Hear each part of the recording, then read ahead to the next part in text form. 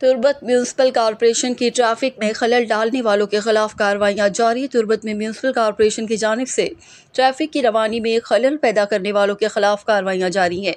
दश्ती बाजार में चाकसर रोड पर गाड़ियों पर मछली बेचने वालों के खिलाफ क्रैकडाउन करते हुए उन्हें सड़क के किनारे से हटा दिया गया।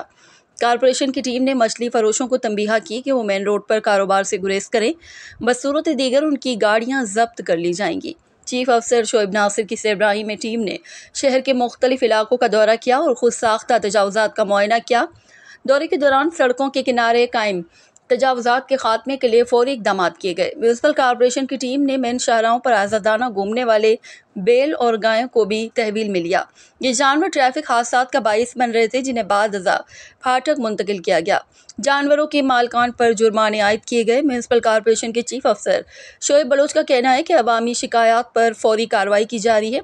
शहर में ट्रैफिक की रवानी को बरकरार रखने के लिए मुहिम बदस्तूर जारी रहेगी। कॉरपोरेशन हुकाम ने दुकानदारों और शहरियों से ताउन की अपील की है। गैर कानूनी तजावुज़ात और सड़कों पर जानवर छोड़ने वालों के खिलाफ सख्त कार्रवाई की जाएगी।